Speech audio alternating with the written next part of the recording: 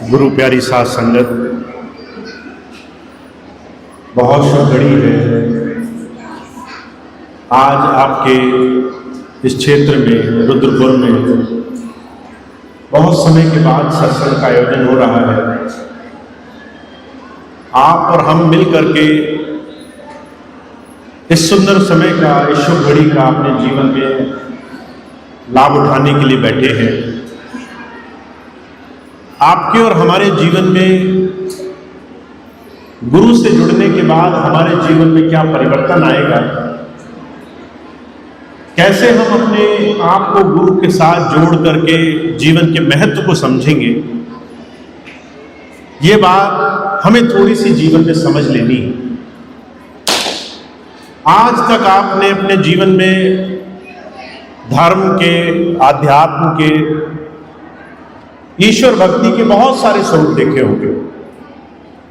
जब से होश संभाला, जब से हम अपने घर में, परिवार में किसी के साथ पहली बार ईश्वर भक्ति के लिए किसी भी साधन से जुड़े, चाहे हमने पूजा पाठ करी, चाहे हम मंदिर गए, गुरुद्वारे गए, किसी और तीर्थ स्थल पर गए, चाहे हमने सत्संग सुना, ये सारी चीजें जो आज तक हम करते आए हैं हमारे लिए नई नहीं है। हमारे जीवन का एक हिस्सा है कि हम उस प्रभु को, ईश्वर को, सत्संग को कहीं ना कहीं अपने जीवन में धारण कर चुके हैं। पर हजूर कहा करते थे, इतने वर्षों के बहुत बड़े अभ्यास के बाद भी अगर आप अपने जीवन को कभी देखें तो आपको दो चीजें महसूस होंगी। पहली बात, आप सुबह से लेकर शाम तक अपने आप को संसार की चिंताओं में पाएंगे। या तो हमें जो बीता कल है उसकी चिंता है, हम ये सोच रहे हैं हमने जो कल किया, जो पहले हो चुका है, जिसकी वजह से हम आज परेशान हैं, या फिर हम आने वाले कल की चिंताओं में लगे हुए हैं, या तो हम अपना जीवन चिंताओं में गुजार रहे हैं। और जो कहा करते थे, या फिर हम संसार के तरह तरह के भौतिक साधनों को जीवन में सुख मान करके बैठे हैं। जब संत आते हैं वो ये नहीं कहते कि जो आज तक आपने किया वो गलत है, जो आज तक आपने जीवन में रास्ता अपनाया वो रास्ता सही नहीं है। वो सिर्फ एक बात कहने के लिए आते हैं, आध्यात्म पढ़ना, लिखना, सोचना, समझना, जानना और मानना नहीं है। आप चाहे सारे दुनिया का ज्ञान ले लो, अगर उससे आपके जीवन में परिवर्तन नहीं आया तो वो ज्ञान हमारे जीवन के लिए उपयोगी नहीं हुआ। हमें अपने जीवन में उस चीज पर ध्यान देना है जिससे हम हर रोज अपने आप को बदल सकें। हम हर रोज सुबह आंखें खोलें, चिंताओं की जगह जीवन में विश्वास हो, चिंतन हो। हम रोज सुबह आंखें खोलें, हमारा दिन चिंताओं के पीछे न भाग रहा हो, दुनिया की चीजें हमारे दिन का केंद्र ना हो। हम उठें और हम ये परेशान ना हो कि हमारा ये काम कैसे बनेगा, वो काम कैसे बनेगा। इस बात के लिए आपको धर्म नहीं, इसके लिए आपको अभ्यास चाहिए। जो आप जानते हैं उस बात को आप जीवन में कैसे लाएंगे, जीवन में कैसे धारण करेंगे। मुझे बड़ी अच्छी तरीके से एक कथा याद है। स्वामी जी अक्सर ये बात सुनाया करते थे। एक बार भागवत रखी गई एक गांव में, एक साहूकार था, किराने की दुकान चलाता था, खाने पीने का सामान बेचा करता था। उसके मन में हुआ कि वो भी भागवत में इस पूरे महीने कथा में जाकर के जीवन में कुछ पाप कम करेगा, जीवन में पुण्य बनेंगे, जीवन में अच्छी दिशा में बढ़ेगा। जैसे आजकल महाकुंभ चल रहा है, हर एक इंसान सोचता है मैंने जीवन में कोई भी बुरे कर्म किए हो, बस एक गंगा जी की डुबकी हमारे जीवन के पाप धो देगी, उसके बाद तो आप दोबारा से बुरे कर्म कर सकते हो। क्योंकि बुरे काम करने से छुटकारा तो सिर्फ एक ही छोटी सी चीज से हो जाएगा, एक गंगा जी की डुबकी। हमारे मन में जब जब ये धारणा रहती है कि किसी एक छोटी सी चीज को सुनने, जानने, मानने से हमारे जीवन के जन्मों जन्मांतरों के पाप कर्म धुल जाएंगे, तब तब हम संसार में भ्रम में सारा जीवन, दुख में सारा जीवन गुजारते हैं। अब साहूकार था, पूरे महीने कथा सुनने का उसको मौका मिला। 29 दिन वो लगातार कथा में गया। रोज सुबह कथा में जाता, कथा सुन लेता, वापस आता, दुकान पे बैठ जाता, दुकानदारी करता। आखिरी दिन जरूरी काम पड़ा, कथा का आखिरी दिन था। उसने सोचा पूरा महीना तो लगभग मैंने हर रोज जाके कथा सुनी है, अब एक दिन काम की वजह से नहीं गया तो मुझे दुख होगा। तो उसने अपने लड़के को कहा तुम चले जाना, मैं व्यस्त हूं, तुम जरूर कथा में जाकर कथा सुनना। लड़का गया, उस दिन सत्संग में बैठा। महात्मा जी कह रहे थे संसार में सबसे बड़ा धर्म यह है कि तुम किसी दुखी दरिद्र की सेवा करना। परहित सरिस धर्म नहीं भाई, पर पीड़ा सम नहीं अदमाई। किसी का भला कर सको, इससे अच्छा कुछ नहीं है। वो मनुष्य हो, पशु हो, जीव हो, जंतु हो, वृक्ष हो, प्रकृति हो, कुछ भी अच्छा कर सको जीवन में। अच्छे कर्म करने से परमात्मा तुम्हारे जीवन में अच्छा करेगा। ये बात उसने सुन ली। लड़का पूरा समय विचार करते आया, मैंने तो कुछ अच्छा नहीं किया जीवन में। सारा समय अपनी भाग दौड़, उठा पटक में लगा रहा। यही सोचते सोचते वो आकर के दुकान में बैठ गया। पिताजी अभी आए नहीं थे। लड़का बैठा बैठा विचारों में मगन। इतनी देर में एक गाय आई और अनाज की कई बोरियां जो दुकान में लगी थी बेचने के लिए, एक खुली हुई बोरी में आकर के उसने अनाज खाना शुरू कर दिया। लड़के ने देखा, एक बार मन में भाव आया इसको मारकर भगा देना चाहिए। उठा, पास तक गया तो उसे गुरुजी की बात याद आ गई, किसी को दुख मत देना। अब उसने मन में सोचा गाय है, कितना खा लेगी, एक मुट्ठी, 2 मुट्ठी, सोच करके शांति से उसे देखने लगा। इतनी देर में पिताजी आ गए। पिताजी ने देखा लड़का गाय सामने अनाज की बोरी में से अनाज खा रही है और ये लड़का मूक बन करके उसे देख रहा है, कुछ नहीं कहता। पिताजी आए, पीछे से लाठी लेकर के 2 लाठी गाय को मारी, फिर 2 लड़के को मारी। जोर से चिल्लाकर कहने लगे, हे ईश्वर, तूने मेरे घर ना समझ बेवकूफ को पैदा कर दिया। आपने भी ये बात सुनी होगी कई बार। घर में जब आप कई बार ऐसी स्थिति में आ जाएं, कुछ करना चाहें, तो अचानक कहीं कहीं से विडंबना आ जाती है। लोग कहते हैं ना समझ, बेकार, बेवकूफ। अब ऐसी हालत में पिताजी पहले तो बहुत नाराज हुए, फिर लड़के से पूछा अंधे थे क्या, दिखाई नहीं दिया? तो लड़का कहने लगा महाराज मैं तो सत्संग में गया था, महाराज जी कह रहे थे किसी का कुछ भला करने की कोशिश करना, मैंने तो वही करने की कोशिश की। पिताजी कहने लगे सत्संग सिर्फ सुनने के लिए होता है, एक कान से सुना करो, दूसरे कान से निकाला करो। हमारे स्वामी जी महाराज इसी बात को कहा करते थे।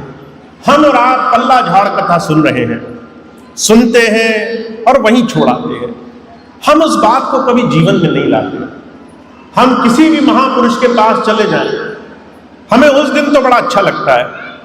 हम किसी की अंत्येष्टि में चले जाएं, किसी के मरते हुए देखें, उस दिन तो बड़ा एहसास होता है, आज ये मरा, सभी को जाना है, सभी को शरीर छोड़ना है। प्रजोर कहा करते थे माया के पसारे में दुनिया का ज्ञान क्षणिक रहता है, थोड़ी देर में वो धूमिल हो जाता है। अगर संतों का सानिध्य न मिले तो संत हमें कुछ समझाना चाहते हैं, महापुरुष हमें ये बताना चाहते हैं कि गुरु का ज्ञान सुनने से नहीं आएगा। गुरु जी की बात सिर्फ सुनने से तुम्हारे जीवन में नहीं बनेगी। गुरु तुम्हें प्रेम मार्ग पर ले जाना चाहता है। पहले उनकी बात तुम्हारे हृदय में प्रवेश करे, उसके बाद वो तुम्हारी दिनचर्या का हिस्सा बने, और उसके बाद वो तुम्हारी स्मृति, तुम्हारी याद, तुम्हारी अंदर लगन का हिस्सा बन जाए। मीराबाई ऐसे संतों में हुई, इंदुमती ऐसे ही शिष्यों में हुई, सहजोबाई, दादू दयाल, कबीर, तुलसी, नानक, ये सभी महापुरुष ऐसे महापुरुषों में हुए जिन्होंने अंतर प्रेम करके उस प्रभु को पाया है। पहले उस प्रभु को प्रेम किया, उस प्रभु के लिए उनकी याद, उनका ध्यान उनके हृदय में पड़ गया। इसलिए हमारे स्वामी जी महाराज एक छोटी सी बात कहते हैं, तुम्हें परख करनी जरूरी है। तुमने क्या पाया है, क्या नहीं पाया, इसकी तुम परख करके देखना। अभी तो तुम 10 लोगों के बीच में हो, कोई तुमसे पूछेगा, तुम सच नहीं बोलोगे। हुजूर के जीवन की घटना आती है, दिल्ली का जिक्र है, महाराज जी बैठे थे, ऐसी बीच सभा में कहने लगे, आज ये बताओ कितने लोग ऐसे हैं जिन्होंने 2 घंटे भजन किया आज। अब लोगों ने सोचा इतने लोग हैं, बड़ी बदनामी होगी, हमने हाथ नहीं उठाया तो पड़ोसी कहेगा सत्संग में तो 10 साल से आता है पर जो है भजन तो नहीं करता, बदनामी होगी। तो बदनामी के डर से बहुत से लोगों ने हाथ उठाया। कुछ लोगों ने हाथ उठाया 2 घंटे वाला।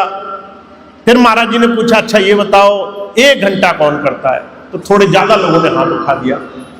अब जो है महाराज जी ने पूछा, आधा घंटा कौन भजन करता है? और ज्यादा लोगों ने हाथ उठा दिया।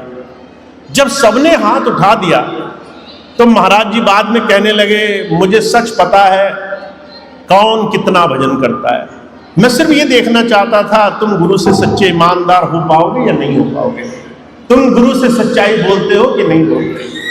हुजूर कहा करते थे, बहुत विडंबना है कि हर एक इंसान संतों के सानिध्य में बैठ करके भी प्रेम भक्ति से जुड़ने के लिए जब तक जतन नहीं करेगा, जब तक कोशिश नहीं करेगा, तब तक उसे जीवन का एहसास नहीं होगा।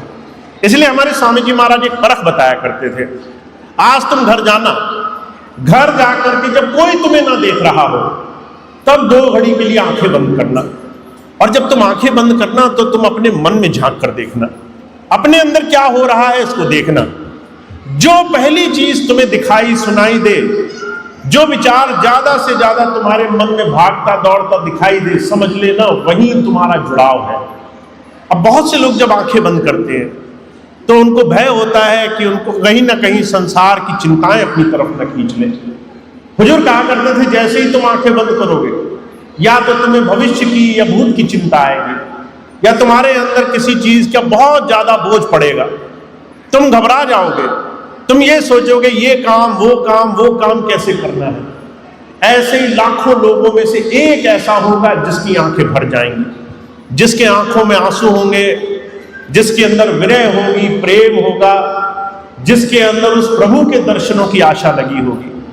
हुजूर कहा करते थे, ये प्रेम की निशानी है। का प्रेम छिपाया ना छिपे, जा घट प्रगट हुए, जा पे मुख बोले नहीं नैन देखे रोए। तुम जब प्रेम करोगे अपने प्रभु से तो तुम्हारी आंखें, तुम्हारा अंतर का अस्तित्व, तुम्हारा अंतर मन, तुम्हारा अंदर का बैठा हुआ शिष्य रो पड़ेगा। तुम्हारे अंदर उसको पाने के लिए एक करुण पुकार बनेगी, मन में उसके दर्शनों की चाह बन जाएगी। तुम कहोगे, हे प्रभु एक बार तुम्हारे दर्शन हो जाते, एक बार किसी तरीके से तुम मेरे मन मंदिर आ जाओ, अंदर समा जाओ, किसी तरीके से तुम्हारा दर्शन हो जाए। हुजूर कहा करते थे, ये प्रेम तुम्हारे जीवन में पनपना जरूरी है। अगर तुमने उसको प्रेम नहीं किया, सिर्फ प्रेम का स्वांग किया है, तो माफ करना, संसार में तो लोग तुमसे राजी हो जाएंगे, दुनियादार तो तुम्हारे झूठ में आ जाएंगे, पर जब वो अंत समय आएगा, जब तुमने उस प्रभु को अपना हिसाब देना होगा, तो तुम्हारा ये झूठ काम नहीं आएगा। उस वक्त तुम्हारा ये दिखावा काम नहीं आएगा। उस वक्त तुमने लाख घंटों की, ये हजारों बहानों की बात करोगे, वो बहाने तुम्हारे काम नहीं आएंगे। इसलिए हुजूर कहा करते थे, भक्ति वो है जिसमें उस प्रभु को, उस मालिक को, उस अपने ईश्वर को जुड़ जाने की चाह पैदा हो जाती है। उस प्रभु से हमारा विरह प्रेम लग जाता है। इसलिए महापुरुषों ने सिर्फ एक बात कही है, हमें और आपको हो सकता है बहुत समय हो गया हो नाम लिए हुए, हमें अभी भी शिष्य बनना है, हमें भी अभी भी उस प्रभु से अपना जीवन जोड़ना है, उसके साथ लग करके अपने जीवन को कुछ इस तरीके से बनाना है कि हमारे अंदर उस प्रभु की लगन पड़ने लग जाए, उसकी याद हमारे मन में आने लग जाए, अंतर उसके दर्शनों की प्रेरणा होने लग जाए। और इस दर्शनों के लिए आपको हर रोज कुछ करना पड़ेगा। हमारे स्वामी जी महाराज ने एक छोटा सा रास्ता बताया है। हो सकता है आप घंटों साधना करते हो, पर आपके जीवन में जो सच्ची भक्ति है वो आपके क्षणों में पैदा होगी। कुछ कुछ पल जो आप बचा करके उस प्रभु को दे दोगे, उस प्रभु की याद में लगा दोगे। मैं आपको छोटी सी घटना सुनाता हूं। अभी कुछ समय पहले की बात है, जब मैं बाहर गया विदेश जर्मनी में, मैंने देखा कुछ वृद्ध लोग, हुजूर कृपाल सिंह जी महाराज से उन्होंने सन 1974 से पहले नाम लिया था। महाराज जी चले गए तो उन्हें कोई मौका नहीं मिला, कहाँ जाएं कैसे करें, तो एक नियम अपना लिया। उन लोगों का एक नियम था, हर 7वें दिन जितने भी लोग हो सकते थे इकट्ठे होते थे और 8 घंटे दिन में साधना करते थे, हफ्ते में एक दिन, ये याद दिलाने के लिए कि साधना जरूरी है। ऐसे में हमारा एक सत्संगी भाई बहन वहां गया। जब वहां गया तो उन्होंने कहा कि 8 घंटे साधना करनी है। सुबह उठे, पहले साधना करी, 2 घंटे बाद उठ गए, कुछ नाश्ता किया, फिर 2 घंटे भजन पर बैठ गए। ऐसे 4 बार में 2-2 घंटे करके बैठे। और जब बाद में उठे तो उस प्रेमी ने, सत्संगी भाई ने पूछा कि महाराज आप 8 घंटे भजन पे बैठे, क्या मिला? तो वो कहने लगे मिला तो कुछ नहीं, हमने अपनी कोशिश करी, हमारी कोशिश उस प्रभु को मंजूर हो। तो उसने कहा तुम्हारी कोशिश 8 घंटे की हो या 1 पल की हो, क्या प्रभु को गिनती चाहिए? क्या परमात्मा तुम्हारी गिनती चाहता है? परमात्मा चाहता है तुम कितने घंटे बैठे। परमात्मा तुम्हारा भाव चाहता है, ईश्वर तुम्हारा भाव देखता है। तुम प्रेम भाव से उसकी तरफ जुड़े, ऐसा एक क्षण अगर हमारे जीवन में मिल गया, अगर एक क्षण हमने उसकी याद सच्चे दिल से करी, वो एक क्षण घंटों की भक्ति पे भारी है। इसलिए हुजूर कहा करते थे, नियम कानून धर्म इन तमाम चीजों से अच्छा हमें प्रेम से उस प्रभु की याद बनानी चाहिए। हम चलते फिरते उसकी याद करें, हमारे हृदय में उसकी याद आई, 2 घड़ी आंखें बंद करो, अपने गुरु के नाम का सिमरन करो। 2 घड़ी सिमरन करने के बाद तुम्हें लगे तुम्हें काम की जरूरत है, उठ करके काम करने लगो। हुजूर कहा करते थे, सांस सांस से नाम लेने से हमारे जीवन में कमाई बनेगी। कहा सांस सांस से नाम ले, बिरथा सांस न खोए, ना जाने सांस का आवन हो न हो। हमें चाहिए कि हम अपने जीवन में उस प्रभु की याद से अपने जीवन को संवार लें, उसकी याद हमारे जीवन में पड़ी रहनी चाहिए। हम उस ईश्वर का शुक्राना अदा करना सीखें, उसकी याद बना करके हम उसके दिए हुए तमाम चीजों की दाद बनाना सीखें। अगर हमने ऐसा नहीं किया, अगर हमने सारे काम किए, दुनिया की सारी चीजें कमाई, धन दौलत रुपया पैसा नाम ऐश्वर्य सब कुछ कमाया, पर हमने उसका शुक्राना नहीं किया, हमने उसकी याद नहीं बनाई, तो हमारे जीवन में सब कुछ हो सकता है पर उसकी याद नहीं बन पाएगी। हमें बहुत कुछ करने के लिए जीवन में उस प्रभु ने भेजा है। मुझे एक छोटी सी घटना याद आती है। अभी कुछ दिन पहले मैं लखनऊ में था। जब मैं वहां था तो एक बहन आई मेरे पास, आकर कहने लगी, भैया जी हमें सबसे आसान तरीका बताओ जिससे हमारा ध्यान उस प्रभु सत्ता से लगा रहे। उसने बड़े प्रेम से बात कही, तो मैंने कहा मैं तुझे बड़ा आसान का तरीका बताता हूँ। मैंने उससे कहा तुझे घंटों ध्यान पर बैठने की जरूरत नहीं है, तुझे सिर्फ भाव से ध्यान पर बैठने की जरूरत है। अगर तू थोड़े से प्रेम से आंखें बंद करे और उस प्रभु का शुक्राना अदा कर पाए, हे गुरु तूने बहुत कुछ दिया, तो जो है तेरा काम आसानी से बन जाएगा। तो वो बहन कहने लगी, भैया जी शुक्राना कैसे करें? हमारे मन में तो यही लगता है कि हमें तो चीजें चाहिए संसार की, हमें ही लगता ही नहीं कि हमें कुछ मिल गया। हम हमेशा ये कहते हैं कि हमें ये दे दो वो दे दो, तरह तरह की इच्छाएं संसार में लगी हुई हैं। तो मैंने उसे जो बात बताई वो बात मैं आपको बताना चाहता हूँ। हमको लगता होगा संसार में हम बहुत अभागे हैं, कुछ है नहीं हमारे पास, हम बहुत गरीबी में जी रहे हैं, हमारा बड़ा निरादर हो रहा है, हमारे पास संसार की कोई इच्छा ऐसी नहीं जो हमारी पूरी हो रही है। आपने भी देखा होगा चारों तरफ, आप जिससे भी मिले हर एक इंसान कोई ना कोई दुख गिना देगा आपको। कोई कहेगा मुझे तन का दुख है, कोई कहेगा मुझे मन में दुख है, कोई कहेगा बच्चे नहीं पढ़ लिख रहे, पैसा नहीं आ रहा, कारोबार नहीं लग रहा, ये काम नहीं बना वो काम नहीं बना।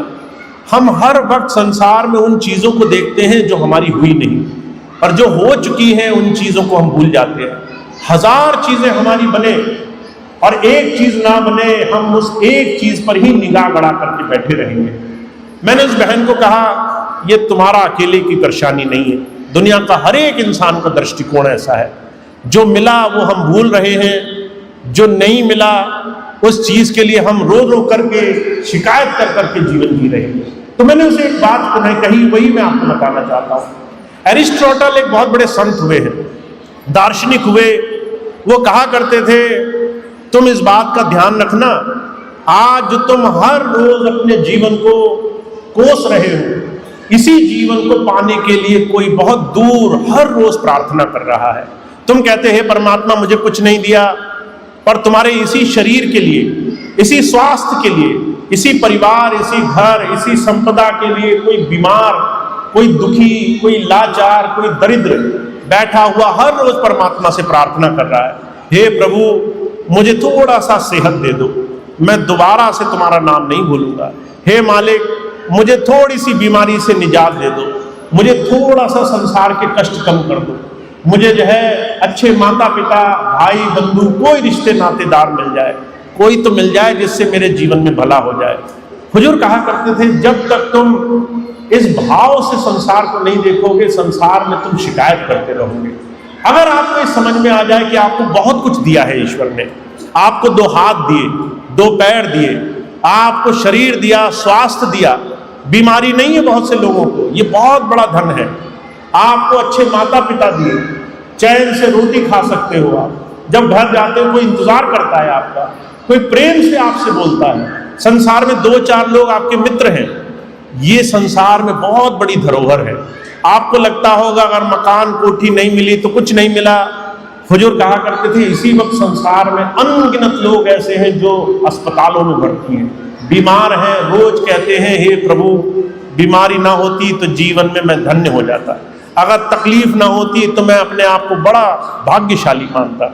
मैं आपको आंखों देखी घटना बताता हूँ।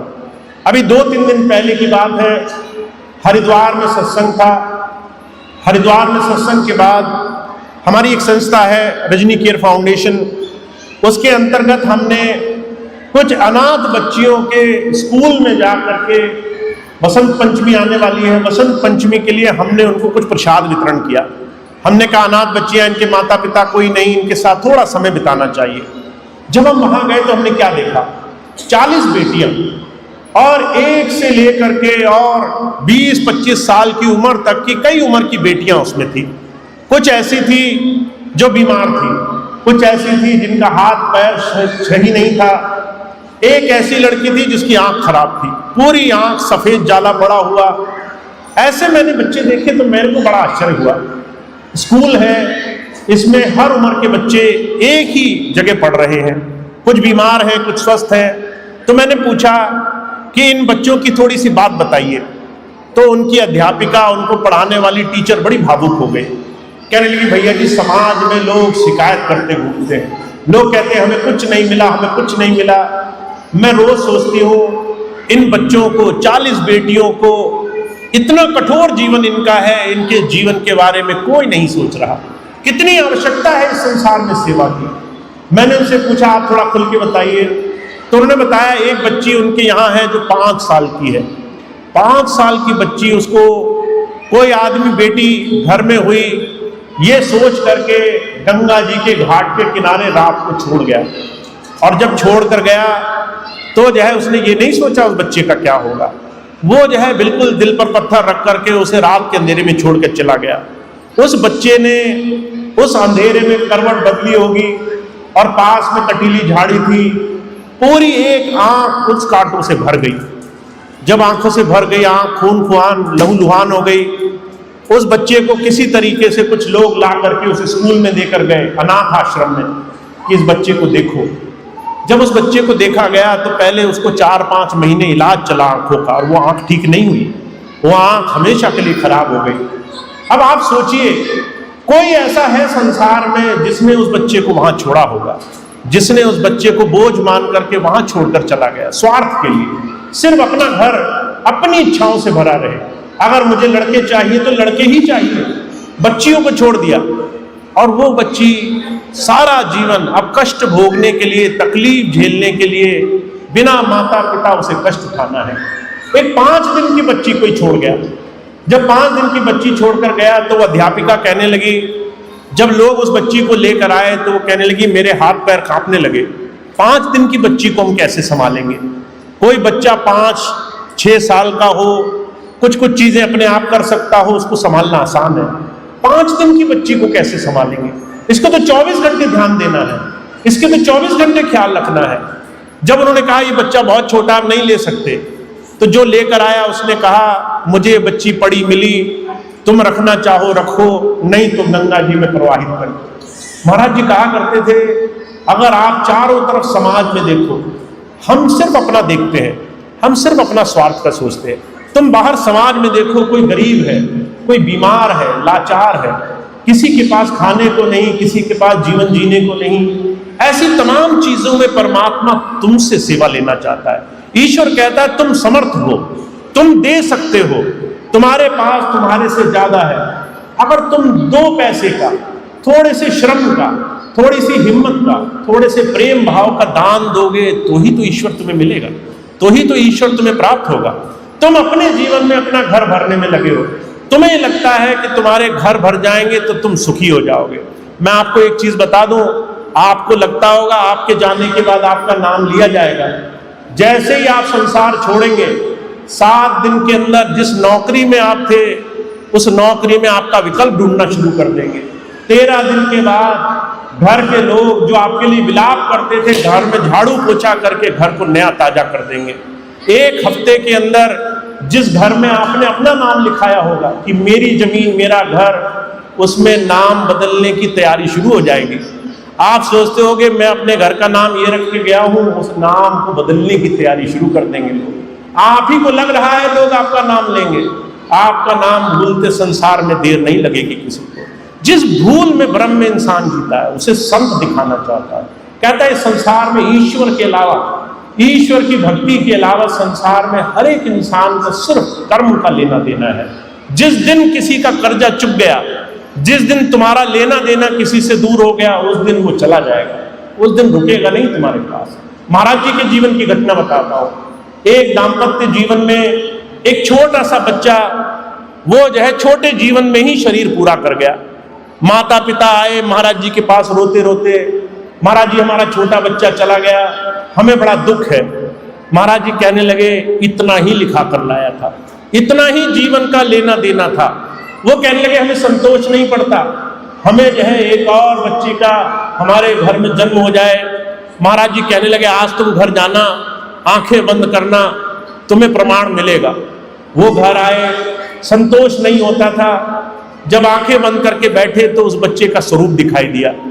बच्चा कहने लगा माता पिता से विलाप मत करो, पिछले जन्म में तुमने कुछ कर्जा लिया था, वो कर्जा नहीं चुकाया तुमने, उस कर्जे का चुकता भुगतान पूरा हो जाए इसलिए मुझे जन्म लेके तुम्हारे घर आना पड़ा। आज की तुमने ये आखिरी कर्जा चुकता किया, लेना देना फारिग हुआ, अब तुम्हारा हमारा कोई संबंध नहीं। हुजूर कहा करते थे तुम्हें ये समझ में आ जाए, दुनिया का हर एक इंसान, दुनिया का हर एक मिलने वाला तुमसे अपना कर्जा चुका रहा है। जिस दिन तुम्हारा लेना खत्म हो जाएगा, सामने वाला चला जाएगा। जिस दिन उसका तुमसे लेना खत्म हो जाएगा, वो तुमसे दूर हो जाएगा। तुम संसार को अपना मान के बैठे हो। अगर तुम्हें ईश्वर से, अगर तुम्हें उस प्रभु से भक्ति का रास्ता सीखना है तो जो कहा करते थे तुम्हें देना सीखना होगा। जो है उसमें तुम देना शुरू करो। इसका इंतजार मत करो कि तुम जब समर्थ होगे तब तुम किसी को दोगे।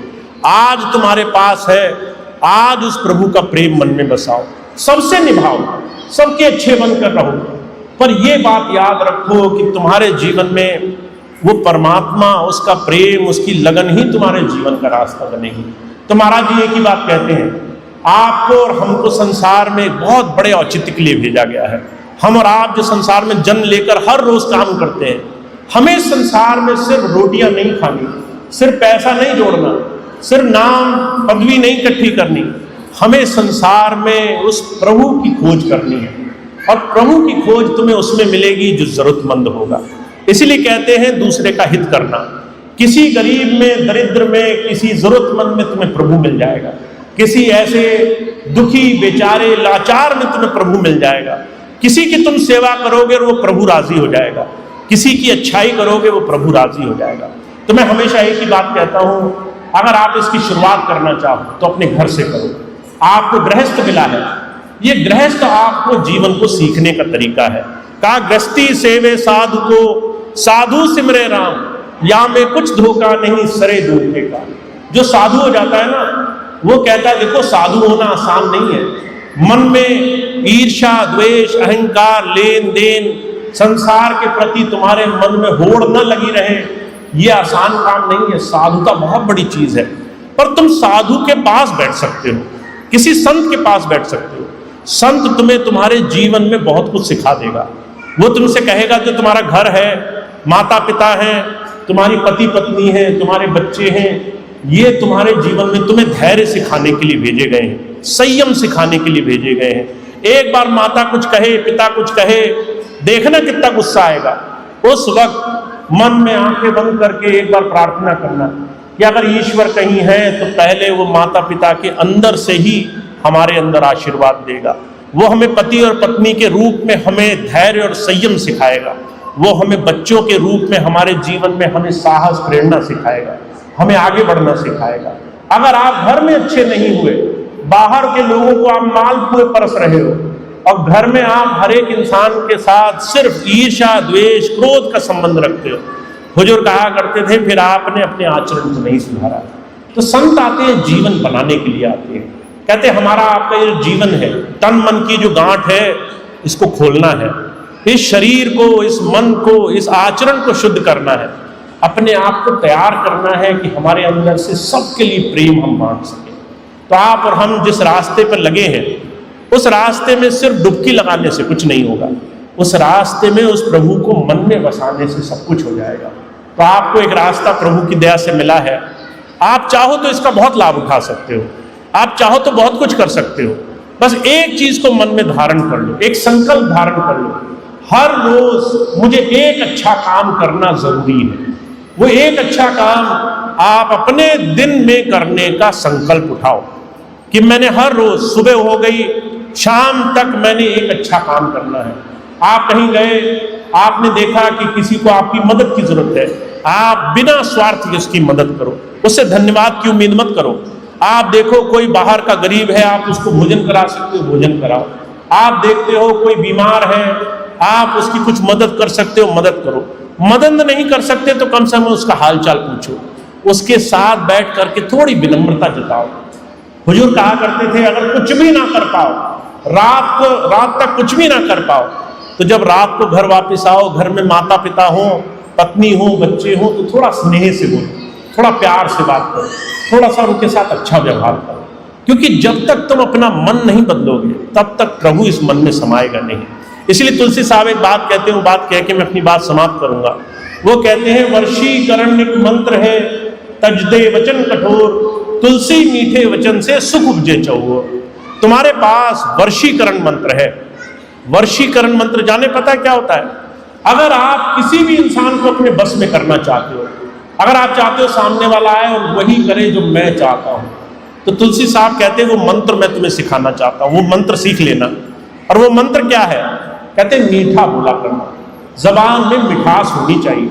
जब किसी से बात करो तो दूसरे आदमी को ये ना लगे कि ताना मार रहे हो, ये ना लगे कि तुम उस आदमी की बुराई निकाल रहे हो, उसको ये ना लगे कि तुम उसकी खामियां गिन रहे हो, उसको ये लगे तुमने उसकी अच्छाई देखी। उसने कुछ भी अच्छा किया पर तुमने वो अच्छाई देखी, तुमने बुराई नहीं गिनी, तुमने उसकी अच्छाई के लिए एक बार प्यार से उसे कहा अरे भाई तुम तो बड़े अच्छे आदमी हो, तुम तो बड़े अच्छे काम करते हो।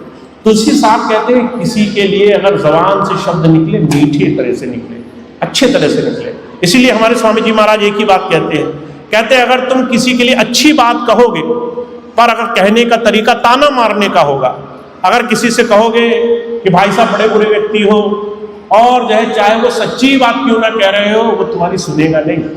और अगर तुमने किसी को कड़वी बात भी मिठास से कह दी, तुमको कड़वी बात बोलनी हुई कि भाई साहब दूसरे की बड़ी गलतियां निकालते हो, पर थोड़ा विनम्रता से कह दी, प्यार से कह दी, तो तुम्हारी बात पर विचार करेगा, तुम्हारी बात सोचेगा, तुम्हारी बात पर यकीन करने की कोशिश करेगा। तो हुजूर कहा करते थे जीवन में बहुत कुछ सीखना है, हम जीवन में बहुत कुछ प्राप्त कर सकते हैं, जीवन बदल सकते हैं अगर गुरु को अपने मन में स्थान दे दें, उसकी बातों पर अमल करने लग जाए, गुरु की बात पर चलने लग जाए। आपको सिर्फ इसी से उस प्रभु की नजदीकी मिलेगी। तो आप और हम बहुत भाग्यशाली हैं। इस जीवन में हर रोज हर दिन हमें ये मौका मिला है, हम कैसे अपने मालिक को प्रेम कर सकते हैं। बस आपको इस रास्ते को जीवन में लाना है, इस प्रेम भक्ति के मार्ग में लगना है। थोड़ा सा आपको इस तरह का दिन बनाना है कि जब भी आप आंखें बंद करो, आपके मन में चिंताएं ना हो, बल्कि आंखों में आंसू हो, आपके हृदय में प्रेम हो, दर्द हो, आपके मन में उस प्रभु के दर्शनों की चाह हो। अर्जुन कहा करते थे, जिसने इस चीज को समझ लिया उसके जीवन में वो बहुत धन्य हो गया। इसलिए आखिरी बात मैं आपको कहता हूँ, हुजूर कहा करते थे, अगर कभी कष्ट आए, कभी परेशानी आए तो परेशान मत होना, भागने मत लगना, तरह तरह के उपाय मत ढूंढना। ये ईश्वर तुम्हें तुम्हारे जीवन में उसे याद करने का मौका दे रहा है। कहा, जो दर्द को पीयूषमान मुस्कुरा के भी जी गए, वो मृत्यु से मरे नहीं, शमशान जाकर जी गए। कहते हैं जिन्होंने दर्द को पीयूष मान लिया, पीयूष कहते हैं अमृत को, जिसने कष्ट को अमृत मान लिया। मुझे तकलीफ हुई, मैं घर गया, चोट लग गई, ठोकर लग गई, किसी ने गाली दी, किसी ने बुरा बोला, तुमने बुरे का बदला बुरा नहीं किया, तुमने इसको अमृत मान लिया कि ये परमात्मा मुझे कुछ सिखाना चाहता है, परमात्मा मुझे कुछ देना चाहता है, मेरा ईश्वर मुझे कुछ समझाना चाहता है। एक बार ऐसा तुमने जीवन में सोच लिया। हुजूर कहा करते थे, उस दिन के बाद प्रभु तुमसे दूर नहीं, उसके बाद परमात्मा तुमसे दूर नहीं, उसके बाद सारे काम तुम्हारे जीवन में आसानी से बनेंगे। तो आपके लिए तो रास्ते खुले हैं, हजारों रास्ते आपको मिलते हैं। आपको बस अपने जीवन में सही नजरिया बनाना है ताकि जीवन अपने उस प्रभु की याद से जी सके। तो इतनी बात है जो स्वामी जी की मैंने आपके सामने रखी, आप इसका लाभ उठाएं, ऐसी आशा है। आपको स्वामी जी इतनी शक्ति दें, इतना सामर्थ्य दें, इतना साहस दें कि आप अपने जीवन को फल में फलीभूत करने के लिए गुरु की बात पर चलने के लिए राजी हो जाओ। तो इतनी बात कह के मैं अपनी बात समाप्त करूंगा। आप सभी का बहुत बहुत धन्यवाद, बहुत बहुत आपका आभार।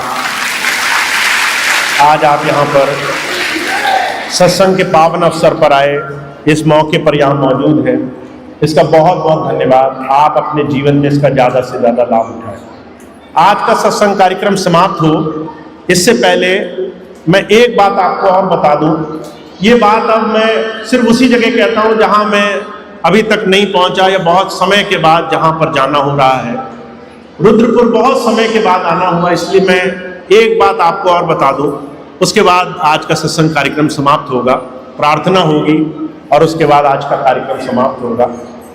सबसे पहली बात तो ये है, हम सभी भाई बहन, जितने भी आप और हम भाई बहन यहाँ पर मौजूद हैं, हम सभी भाई बहन गुरु से जुड़े हुए हैं ताकि हमारे जीवन में आध्यात्म मिले। पर मैं आपको सच बताऊं, अगर मेरे पास 10 लोग आते हैं तो 9 लोग ऐसे होते हैं जो कहते हैं कि हमें बहुत रोग लगे हुए हैं, शरीर की परेशानी, शरीर में कष्ट, तकलीफें, रोग, किसी के जोड़ों में दर्द, किसी के पीठ में दर्द। 10 में से 9 लोग ऐसे आते हैं जो सिर्फ अपने शरीर की बात करते हैं, हमारे रोग मिट जाएं। ऐसे रोगों की आप जितनी बार अपने जीवन में बढ़ोतरी देखेंगे, उतना आपको लगेगा कि मेरे जीवन में मैं भक्ति कैसे कर पाऊँ। अभी कुछ दिन पहले का जिक्र है, एक बहन जी आई मेरे पास, मैंने देखा उनके पास एक थैला था, वो आई लेकर के कि भैया जी इस पे हाथ लगा दो, प्रसाद बना दो। तो मैंने पूछा क्या है इसमें, तो कहने लगी दवाइयाँ हैं, बीपी बढ़ा हुआ है, शुगर है, तरह तरह की बीमारियां बन गई हैं, शरीर में दर्द रहता है, थायराइड है, इतनी दवाइयां खानी पड़ती हैं। तो इतना बड़ा थैला लेकर आई थी कि उनको भोजन की आवश्यकता नहीं पड़े। तो मुझे एक वैद्य जी की बात याद आ गई। वैद्य जी हमेशा कहा करते थे, अपने भोजन को दवा की तरह खाओ, नहीं तो एक दिन दवा भोजन की तरह खानी पड़ जाएगी। इसका क्या मतलब हुआ, आपको जो भोजन मिलता है वो शरीर को चलाने के लिए खाना है, शरीर चले, शरीर को आप पोषण दे सकें। अगर उससे ज्यादा देंगे तो शरीर में वो रोग बनाएगा। दूसरी चीज मुझे वैद्य जी की याद आई, पेट में 800 ग्राम की थैली होती है, अगर 800 ग्राम की थैली में आप दुगना माल भर दोगे तो क्या होगा, वो थैली फट जाएगी। हम लोग हर रोज 800 ग्राम की थैली में दुगना माल भरते हैं, ज्यादा माल भरते हैं। हम लोग हमेशा भोजन को स्वाद के लिए खाते हैं। कई बार मैं बहुत से लोगों को देखता हूं तो वो आतिथ्य में, किसी के घर गए मेहमान नवाजी में, किसी ने खिलाया तो खा लिया, अगर घर में बनाया बच गया तो खा लिया, अगर जो है कोई प्रेम से ज्यादा परोस रहा है कि तुमने एक रोटी खाई 2 और खाओ, पता है भूख नहीं है तो भी खा लिया, मन से जो है कोई अच्छी चीज बनाई तो भूख लगी थोड़ी, उससे ज्यादा खा लिया। हम कई बार अपनी सामाजिक परिस्थितियों की वजह से खाते हैं। किसी ने ज़बरदस्ती की, स्वाद ज़्यादा है, हमारा मन कर रहा है, हम लालच में आ गए, शरीर को ज़रूरत नहीं है। तो मुझे वैद्य जी की बात याद आ गई कि भोजन को अगर आप समझ के नहीं खा रहे हो तो ये भोजन रोग पैदा करेगा। तो मेरे एक ऐसे ही बड़े प्रेमी सदस्य भाई हैं, मैंने उनसे पूछा, वैद्य है, मैंने उनसे पूछा हमारे सत्संगी भाई बहन तो सब शाकाहारी हैं, शराब नहीं पीते, मांस नहीं खाते, इन सबको इतने रोग कैसे लग गए, इतने बीमार कैसे रहने लग गए? तो उन्होंने मुझे एक बात बताई जो मैं आपको बताना चाहता हूँ। उन्होंने कहा कि अगर हम आहार को भोग की दृष्टि से, लालच की वजह से खाएं तो आहार फिर वो हमारे जीवन में अमृत नहीं बनता, वो विष बन जाता है, वो जहर बन जाता है। अगर 2 रोटी की भूख है, अगर आपने 2 से ज्यादा खाई तो एक दिन में तो कुछ नहीं होगा, पर हर रोज ऐसा करते रहे तो महीने में वो तकलीफ देगा, 2 महीने में वो धीरे से बीमारी बनेगा, 6 महीने में वो ऐसा रोग बन जाएगा जिसकी दवाइयां खानी पड़ जाएंगी। तो उन्होंने मुझे 2-3 चीजें बताई जिसका अगर आप पालन करें तो आपकी बहुत सारी बीमारियां तो बिना दवा के ठीक हो सकती हैं। अब आप कल्पना करिए, अगर आपको डॉक्टर के पास ना जाना पड़े तो कितने फायदे होंगे। पहली चीज, आपका पैसा बचेगा, लाखों रुपया आपका जो आप 1 साल 2 साल 4 साल में खर्च कर देते हैं, लाखों रुपया आपका बच सकता है। दूसरी चीज, आप बीमार नहीं होंगे, आप स्वस्थ रहेंगे, आपका शरीर नहीं बिगड़ेगा। तीसरी चीज, आप जिस साधना भक्ति, जिस गुरु प्रेम के लिए जीवन में खोज कर रहे हैं वो कर पाएंगे। अगर आपका शरीर स्वस्थ रहेगा तभी तो भजन करेंगे। मैं आपको गुरु गोविंद सिंह जी महाराज के जीवन की एक छोटी सी बात बताता हूँ। उन्हें अपने धर्म की रक्षा के लिए मुगलों से लड़ना पड़ा, और जब लड़ाई लड़नी पड़ी तो उन्होंने कहा कि कौन कौन ऐसा है जो गुरु जी के लिए अपने प्राणों की आहुति देगा। तो आप ऐसे बहुत से ऐसे स्वस्थ लोग थे, वो आए निकल करके कि गुरु जी आपके लिए, धर्म की रक्षा के लिए हम अपनी प्राणों की आहुति देंगे। सोचो अगर आज ये स्थिति पड़ जाए, मुझे आपसे कहना पड़ जाए कि भाई धर्म की रक्षा करनी है, कौन कौन मेरा साथ देगा, तो आप में से आधे तो कहेंगे कि भैया जी पैर दर्द हो रहे हैं, घुटना खराब है, पीठ दर्द हो रहा, हम कैसे चलेंगे, हम नहीं जा पाएंगे। मुझे लगता है 100 में से 1 आधा ही मिलेगा जो कहेगा कि भैया जी मैं ठीक हूँ, मैं चल सकता हूँ। तो आप समझिए, हम तभी सेवा कर सकते हैं जब हमारा शरीर ठीक रहेगा, हम तभी साधना कर सकते हैं जब हम अपना शरीर ठीक रखेंगे।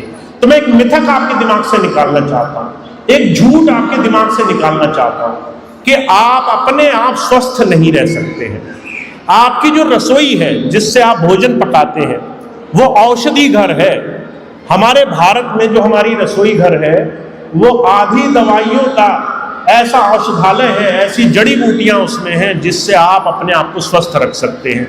आप ऐसी ऐसी चीजें अपने भोजन में इस्तेमाल करते हैं जिससे आप हमेशा स्वस्थ रह सकते हैं। बस आपको 2 चीजें समझनी है। पहली चीज ये, जरूरत से ज्यादा भोजन आपके शरीर को बीमार करेगा। आपको जरूरत से ज्यादा भोजन नहीं करना है।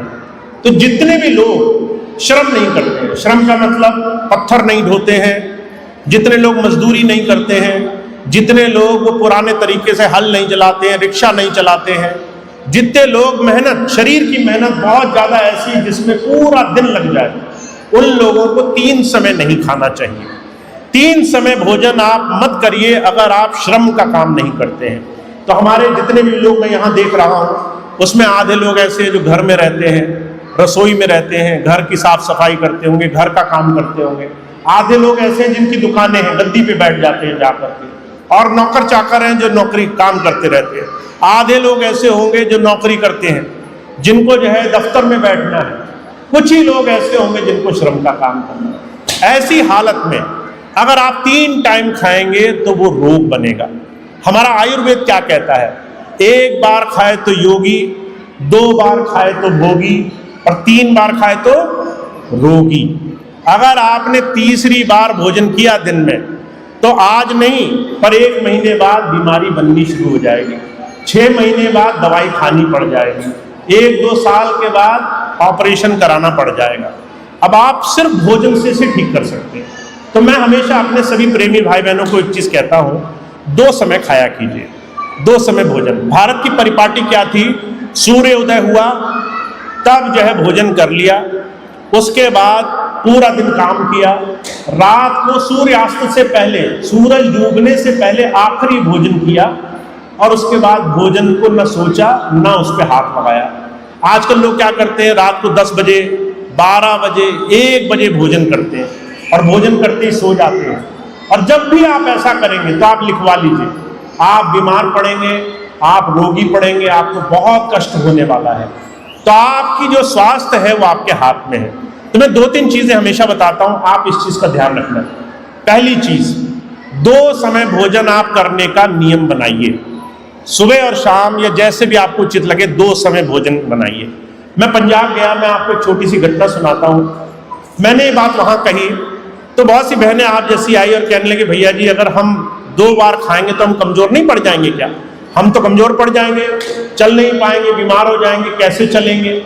मैं आपको सच बताऊं, ज्यादा खाने से कोई स्वस्थ नहीं रहता, कम खाने से कोई मरता नहीं। कभी आपने देखा है किसी ने कम खाया तो मर गया?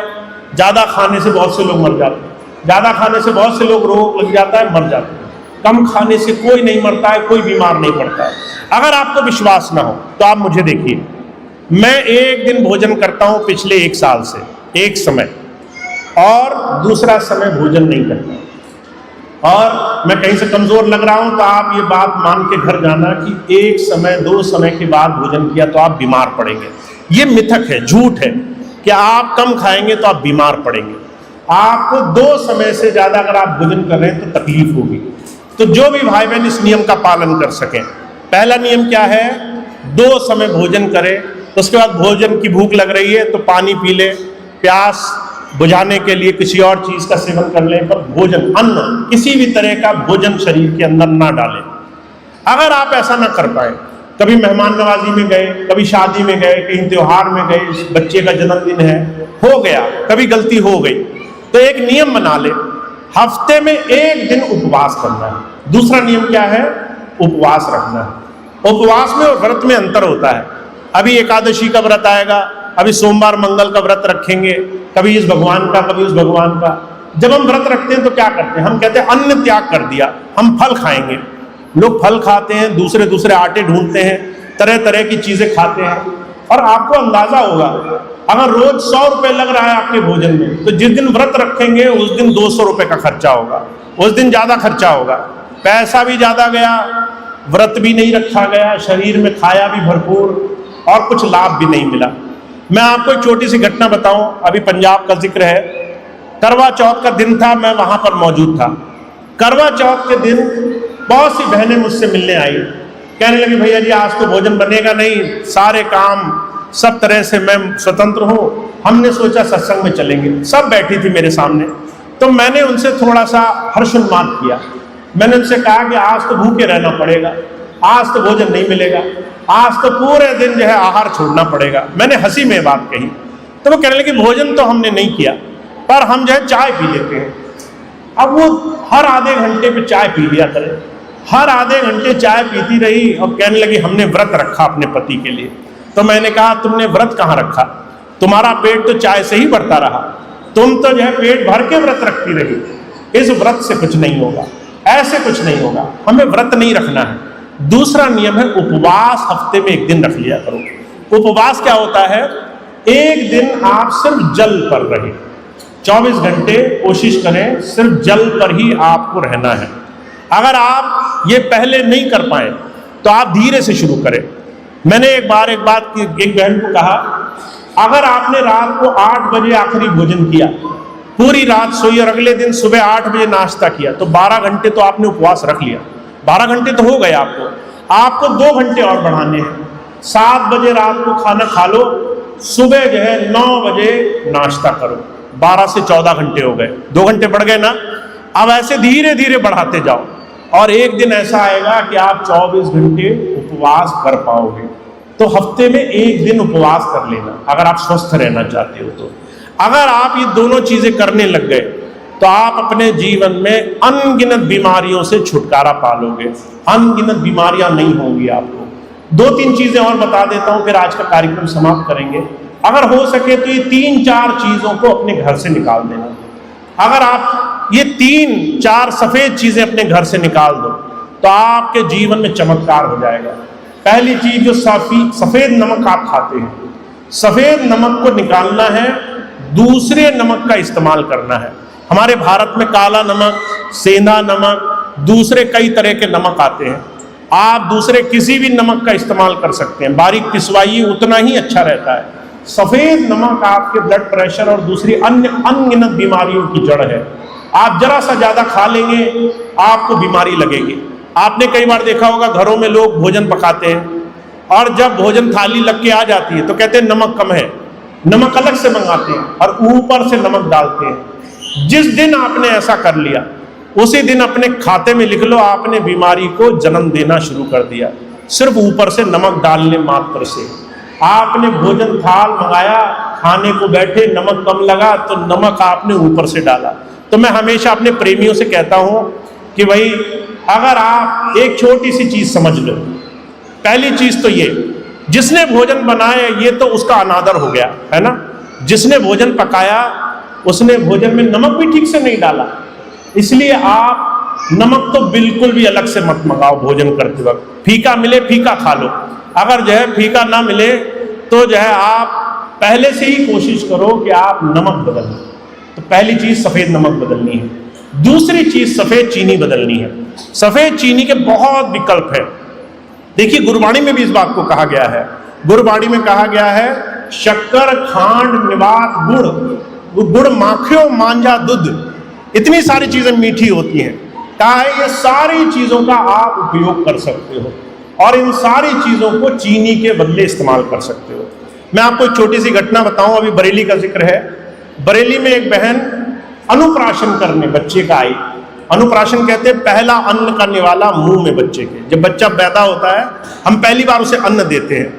तो वो बहन आई और बाजार से मिठाई का डब्बा लेकर आई कि भैया जी हमारे बच्चे का अनुप्राशन कर दो। तो मैंने कहा, भली मानस, तुझे जो है अपने बच्चे के मुंह में पहला निवाला डालना है और वो तो मिठाई लेकर आई। अगर तुझे चाहिए कि बच्चे के मुंह में पहला निवाला जाए तो घर में दूध से चावल की बिना चीनी की खीर बना और वो लेकर आना, फिर मैं अनुप्राशन करूंगा। तो मैंने उसको वापस भेजा। अगले महीने वो दोबारा आई और मैंने उस बच्चे का अनुप्राशन कराया।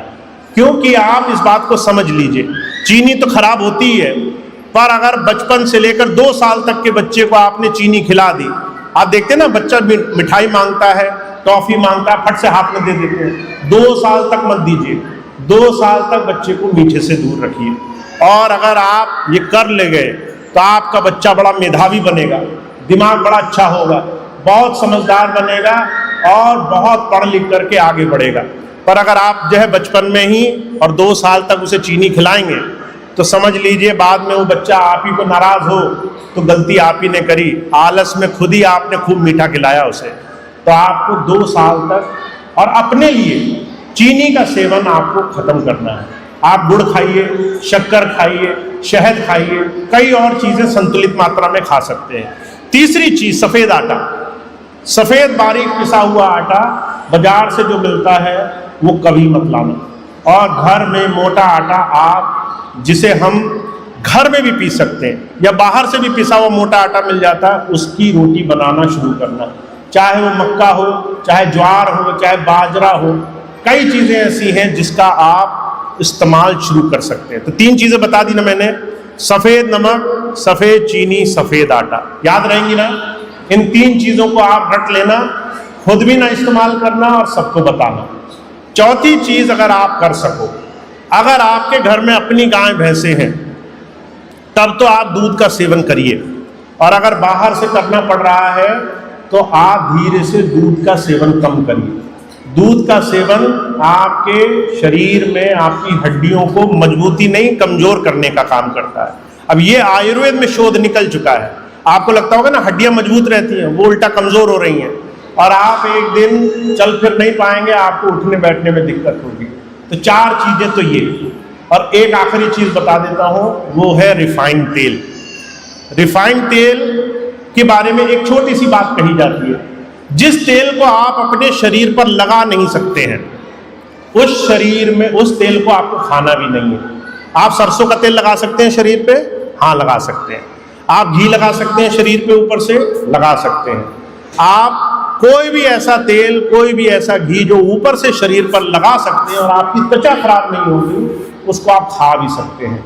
क्या रिफाइंड तेल आप लगा सकते हैं ऊपर से? नहीं लगा सकते। तो रिफाइंड का इस्तेमाल आपको धीरे से खत्म करना है, बंद करना है। और आप चाहे कम तेल भी खाओ पर अच्छा खाओ, क्योंकि जो भी शरीर में डालोगे वही शरीर से निकलेगा। अगर शरीर में जहर डाल दिया तो शरीर से अमृत नहीं निकलेगा, शरीर अच्छा नहीं रहेगा, भजन सिमरन में नहीं लगेगा, साधना नहीं होगी, सेवा नहीं होगी। इसीलिए शरीर स्वस्थ रखना सबसे पहली आपकी जिम्मेदारी है।